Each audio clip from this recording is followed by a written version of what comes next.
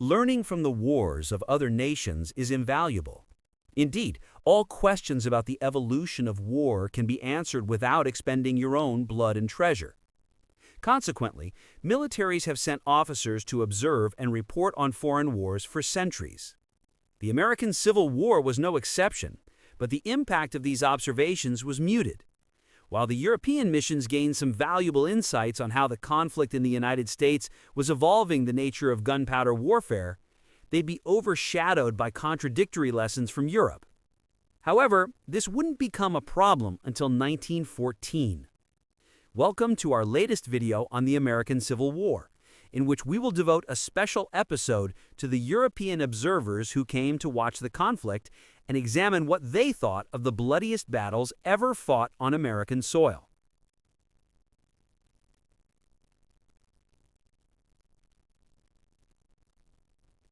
Europe's perspective. Europe was fascinated by the American Civil War. During the 19th century, most people in Europe knew little about the United States beyond its role in spreading the ideals that had led to the French Revolution in 1789 and the European revolutions of 1848, as well as whatever insights made it back from immigrant communities. While publicly most governments supported the Union and rejected the Confederacy over slavery, Europe's aristocrats privately hoped for a Southern victory. This was partially because they were more comfortable with the South's planter gentry than the Northern bourgeoisie. The main reason, however, was that if America's democracy failed, it would dampen their own democratic movements, protecting the conservative order. Additionally, the war came at an opportune time for Europe's militaries. The Crimean War and the Italian War of 1859 clearly showed that new technology was changing warfare, but it wasn't clear how. The Industrial Revolution hadn't reached all the nations in those conflicts, muting its impact. However, the American North was more industrialized than most of Europe, so surely they'd answer Europe's questions about industrialization's impact on war. Finally, this was the first opportunity for most of Europe to see how the Americans fought. Only the French, British, and Spanish actually saw them during their revolution, with the rest of Europe receiving second- or third-hand accounts of the war at best. When the United States fought Britain again in the War of 1812 and convincingly defeated Mexico in 1848, Europe had been too distracted by the Napoleonic Wars and domestic instability, respectively, to take notice. This was their first opportunity to learn the capabilities of a democratic army.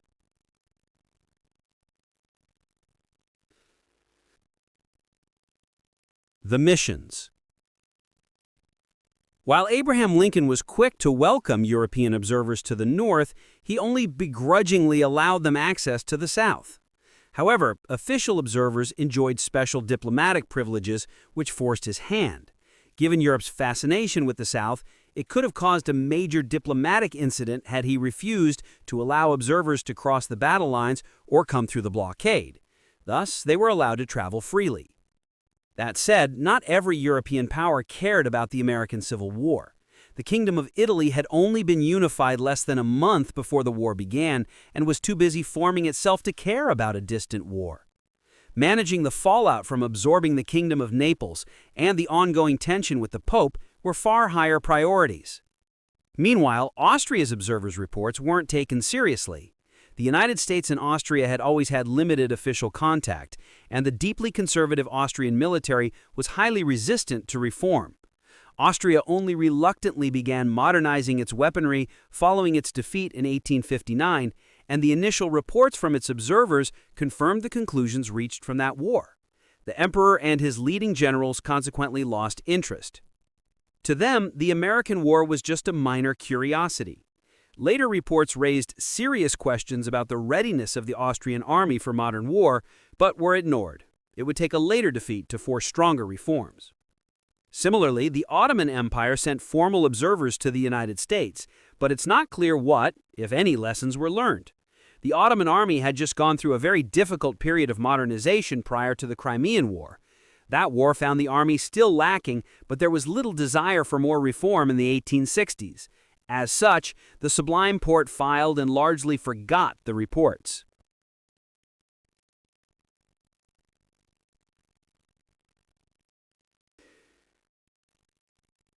The Russian reform refusal. Meanwhile, the Russians officially showed minimal interest in the war, but it wasn't from a lack of desire to learn from it. Russia had been shocked and humiliated by its defeat in the Crimean War, and was already undergoing military modernization, which wasn't going smoothly. The Tsar's resources and energy were being spent pushing through the current round of martial and domestic reforms, which the deeply conservative Russian military and aristocracy were pushing back against. Incorporating new lessons from the Americans was officially unacceptable and out of the question. Unofficially, Russia was actively watching the war. In September 1863, Russian naval squadrons unexpectedly arrived in San Francisco and New York. While interpreted at the time as a show of support for the Union, in reality they were hiding from the British and French. Russia was afraid that France and/or Britain would intervene in the Polish January uprising and didn't want its fleet trapped in port again. While not an official mission, the Russians spent much of their time in the United States learning everything they could about coastal bombardment, maintaining and running blockades, and building ironclads. The Russian Navy became enamored by the USS Monitor, as it was exactly the ship they'd wanted against the British and French Baltic fleets. Post-war, Russia bought a number of Passat-class monitors directly from John Ericsson. While the army was modernizing along French and Prussian lines, some American influence snuck in. Russia's first modern breech-loading rifles were American designs. During the 1870s, the Russian cavalry would be reformed, and a prolonged battle developed between those who wanted American-style independent cavalry divisions and those who wanted to maintain the traditional shock cavalry regiments. Ultimately, some units became carbine-armed, deep-penetration raiders and scouts, while others retained their sabers and lances, leading to considerable confusion about cavalry's role in the Russian military. The Franco-Prussian perspective. There is no evidence that Helmut von Moltke called the American Civil War two armed mobs chasing each other around the country from which nothing can be learned, and it would have been deeply out of character. Moltke knew that complacency had led Prussia to disaster during the Napoleonic Wars, and cultivated curiosity within the Prussian general staff to ensure it never missed military advancements again. Consequently, he made sure to send an official mission and encouraged junior officers to take leave and observe the conflict themselves. France felt similarly and early on sent numerous officers to observe the war, many of which served on George McClellan's staff during the Peninsula Campaign. In 1864, an official mission was dispatched to study the Army of the Potomac's logistical system, though it was more limited than most due to rising tensions over France's invasion of Mexico. France and Prussia would ultimately come to the same conclusion. While both North and South had a remarkable ability to rapidly build armies, their conflict was so unlike anything that could happen in Europe that the lessons didn't apply to Europe. The most widely read reports came from Prussian captain Eustace Scheibert, though his military conclusions were shared by all the French and Prussian observers. Scheibert praised Southern officers effusively, to the point of hero-worshipping Robert E. Lee. However, he tempered his bias by noting that the North's industrial capacity ensured its long-term victory and praised the inter-service cooperation between the U.S. Army and Navy. He and the French were also impressed by the professionalism and efficiency of American artillery crews, and admired the enthusiasm, determination, and endurance of the American soldier. That said, the core of all the observers' works was about the differences between Europe and America. Both delegations agreed that the United States' lack of a standing army and large professional officer corps ensured a long and bloody war. Scheibert impressed the volunteer soldiers and officers' ability to learn on the job, but argued that they shouldn't have had to. Europe's highly trained and disciplined conscripts, led by professionals, would have won the war quickly through a few decisive field battles. As the war dragged on and battles increasingly revolved around field fortifications and siegecraft, he said that it was a natural result of insufficiently trained officers being unable to adapt to changing battlefield conditions. The French noted that the United States' geography was far larger and rugged than Europe's, which made European tactics and strategy impossible. France, Sardinia, and Austria had concentrated 350,000 soldiers in Lombardy during the 1859 war, a province roughly the same size as the state of New Hampshire. It was considered dangerously unwise to separate individual armies by more than 50 kilometers in Europe, yet the Union's armies fought independently along a front over 1,500 kilometers long. This was necessary, but it dispersed the armies too much to win any battle decisively. European armies fought using concentrated artillery to disrupt formations, followed by infantry using fire and advance tactics before finishing with a decisive bayonet charge. Shot cavalry would then rout the enemy, while light cavalry pursued to finish them off, conclusively winning the battle. These tactics worked because European battles took place in open fields and meadows with long sight lines. But America was primarily hilly woodlands. It was rare for the enemy to be visible beyond 100 meters, limiting artillery's ability to disrupt formations. Infantry was forced to fight prolonged slugfests unthinkable in Europe. And even if the Americans had heavy cavalry, it would have been wasted on broken terrain. Therefore, they concluded that the American Civil War didn't model European wars and offered few insights.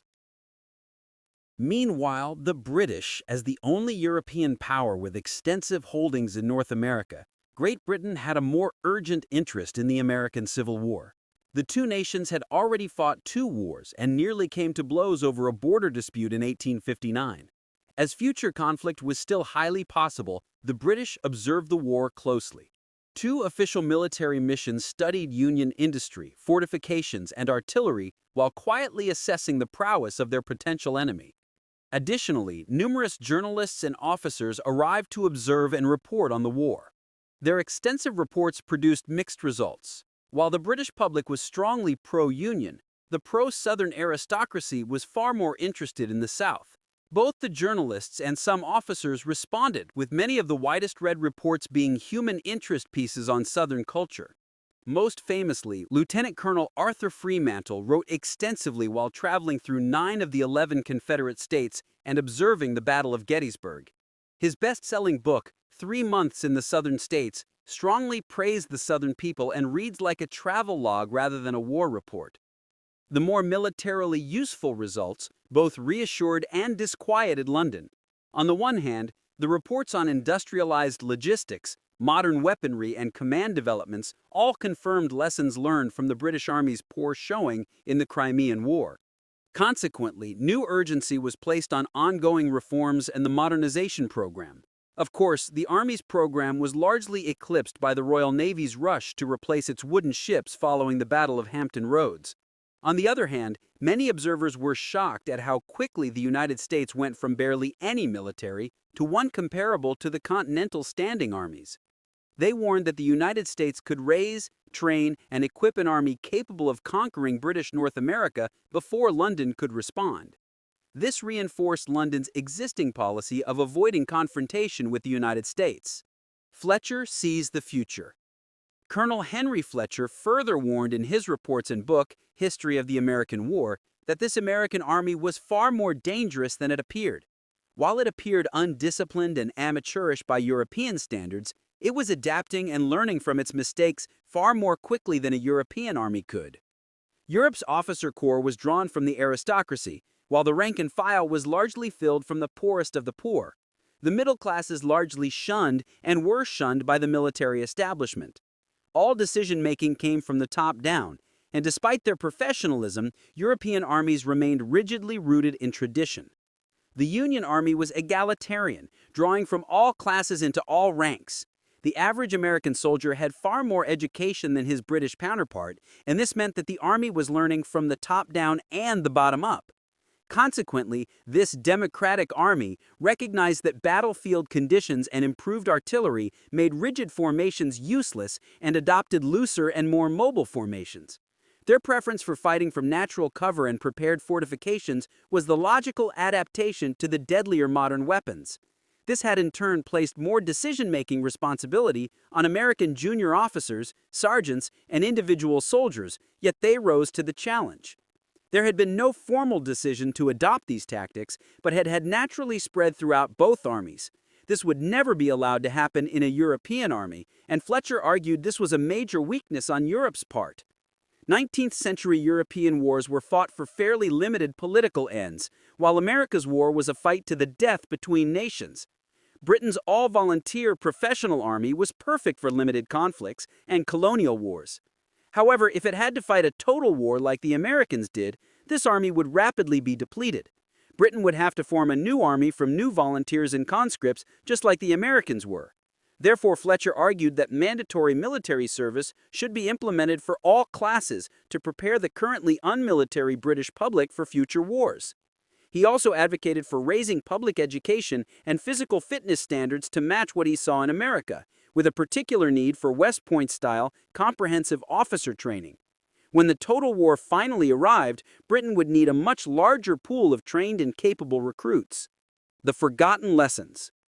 Unlike many reform-minded observers, something came from his observations as the Royal Military College of Canada was explicitly established thanks to his writings. However, for the most part, Europe continued on as if it had learned nothing from the American Civil War. The idea that Europe should have done so barely existed until scholars in the 1930s sought to explain why Europe destroyed itself during the Great War. Basil Liddell Hart and J.F.C. Fuller led the charge, arguing that Britain should have realized that future wars would follow the American Civil War's example. However, this wouldn't have made sense at the time. That the American Civil War foreshadowed World War I is obvious in retrospect, but at the time, the American conflict was completely overshadowed by the German unification wars. In 1864, Prussia easily won the Second Schleswig War. Then, in 1866, it resoundingly defeated Austria in a month. In 1870, Prussia humiliated France and the German Empire was born. The subsequent 1877 Russo-Turkish War further reinforced the idea that European wars were won quickly and decisively through large standing armies, superior technology, strategy, and railways, and could be kept limited through diplomatic means. Thus, in the short run, the Franco-Prussian conclusion was proven correct. The American Civil War didn't apply to Europe. Unlike that long and grinding war, European wars actually were quick and decisive. It wasn't until Europe finally fought a true total war that anyone asked if it could have learned from the Americans a half-century earlier. By then, of course, it was too late. More videos on the American Civil War are on the way, so make sure you are subscribed and have pressed the bell button to see it. Please consider liking, subscribing, commenting, and sharing. It helps immensely.